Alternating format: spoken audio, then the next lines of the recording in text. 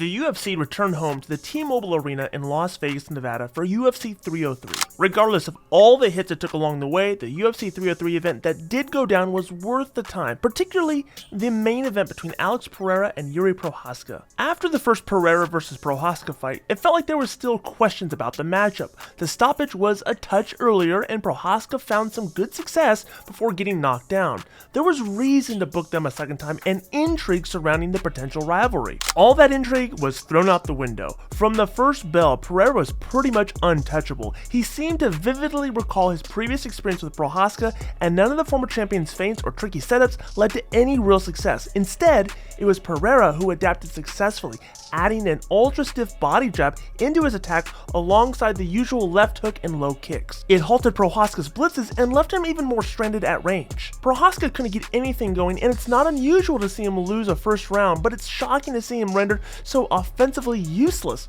Pereira didn't take long to capitalize either, stunning Prochazka with a left hook in the closing seconds of the first round that probably would have stopped the fight with just a little bit more time on the clock. As soon as the first round ended, images of the first fight started to go through my mind, thinking that they might stop the fight a little bit early or wave this off, as Prochazka was a little bit wobbly going back to his corner. Instead, a left high kick as soon as the second round started sealed the deal. Referee Herb Dean gave Prochazka every chance to recover. In fact, you could argue that this was a late stoppage this time around, but he was more than gone from the high kick, and the follow-up punches did not wake him back up. There will be no controversy about the stoppage this time around. Here's what Dana White had to say about Pereira's performance at the post-fight press conference. Pereira even more dominant than the first time around. I guess, what did you think of his performance tonight? Yeah, I mean, he looked incredible. Fight started just like the last fight, chopping that calf kick, busting his leg up, and then, he got saved by the bell. No, he didn't. Yeah, no, he didn't. It was incredible. I mean, that guy is a monster, absolute monster. And Yuri, again, we're talking about two guys who stepped up. Pretty sure both of these guys had nagging little injuries too, and didn't give a shit. Came in and fought. It wasn't more than 5 minutes that had gone by after Pereira had finished his fight that Joe Rogan was already asking him about a potential move up in weight to heavyweight to challenge for an unprecedented third title. One of the things that's been discussed is you potentially moving up to heavyweight. Is that something we will see from you in the future? The audience seems to love that idea. Is that something we may see from you in the future? A lot of people are saying Alex Pereira at heavyweight is awfully intriguing. I know we got Jones and Stipe, we got Aspinall and Blades. I'm standing up there with the belt and I had Joe Rogan in my ear the whole time we were up there. Let him fight heavyweight, come on, just do it. So, I know that's what people want to see. We'll see how this whole thing plays out. Is there any chance that he injects himself into Jones Stipe, for instance? Or, you still committed to that? We're definitely committed to that. You know how I feel about John Jones, as far as where he sits in the pound-for-pound rankings and the all-time rankings. And then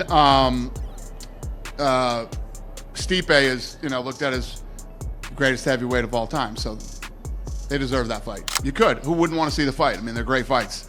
But what it sounds like to me, not just Joe Rogan and everybody else, they wants to see him go to heavyweight. And when we were talking to him tonight, he doesn't give a shit. He said, I'll fight at heavyweight.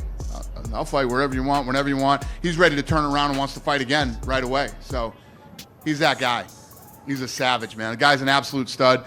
And not to mention the fact that he's a smart guy and realizes time isn't your friend in this game. And get in there, accomplish as many great things as you can. Like you guys were saying, whoever said it earlier, look at what a huge star he's become in such a short amount of time, because people in the fight business love guys who want to fight, love guys who want to finish, love guys who want to compete. As a fight fan, he's like the ideal fighter that you would follow and become a fan of. Dana went on to explain why he's not the biggest fan of Pereira moving up to heavyweight, and then used this as an opportunity to explain just why John Jones is the greatest of all time. What is your reticence, or has been your reticence, about Alex at heavyweight? Because you've never seemed to be into it, right? And even the way you described the story with Rogan, you don't seem to be into it. Why not?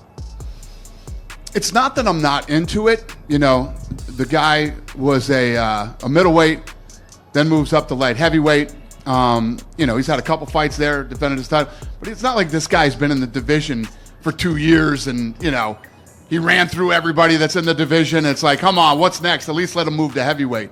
I think that when you think about this, like when those two squared up, not just him, Yuri too, when you see me standing in the middle of these guys are fucking monsters, man. They're big guys.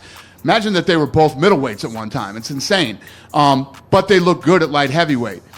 It's a whole nother level going up to heavyweight. I mean, even as big as John Jones is, as good as John Jones is, you know, when John Jones was moving up to heavyweight, we're like, this is going to be interesting.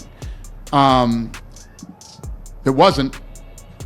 But don't you think, like, when you look at it, you go, Alex was 230 today. I saw his thing on the scale. He was 230. If he puts on 15 pounds, he's the same weight as John.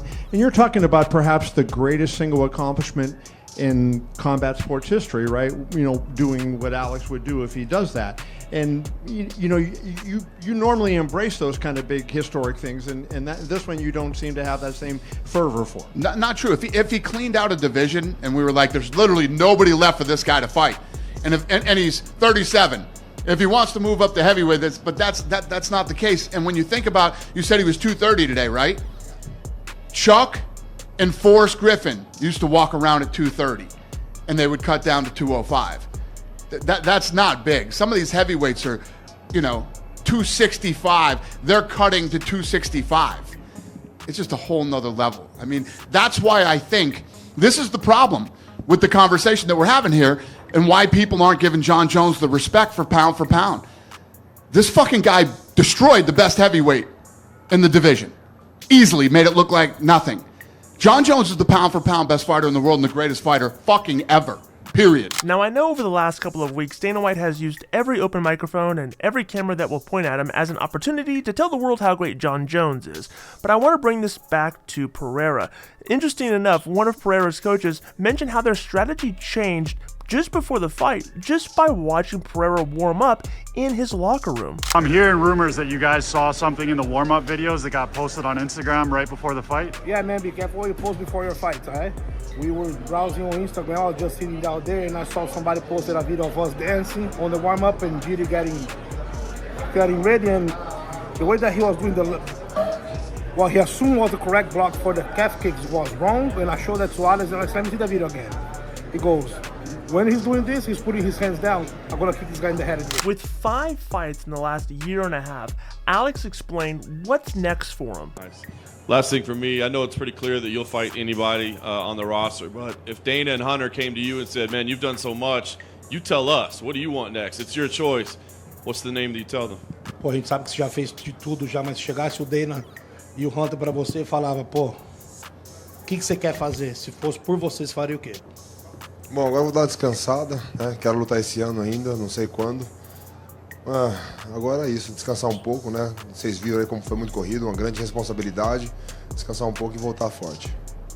Nah, just want right now take a break, rest a little bit. I saw my year so far how it's been going fast, so right now I just want to take my time and just rest up. Alex down here.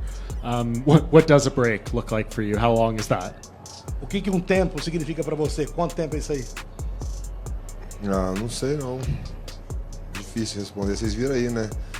15 dias, não sei, mas com certeza vai ser mais demorado.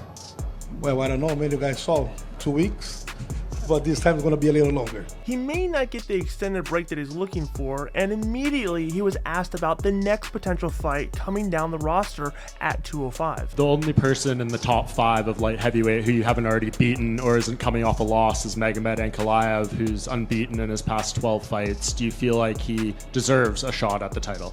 A única pessoa no top 5 que não teve essa luta pelo cinturão ainda é o Ankalaev. E ele está invicto nas suas últimas 12 lutas. Você acha que ele merece uma chance? Bom, todo mundo merece, mas eu não sou o cara para decidir. Acho que as pessoas têm que perguntar isso pro Dana White. Eu estou pronto para qualquer um. Everybody deserves, but I'm not the guy to ask. They gotta talk to Dana White. I did ask him, and he said if you wanted to fight him, he'd give you that fight. Ele perguntou para ele falou que o Dana falou que se você quisesse, ele faz essa luta. Qualquer um. Anybody.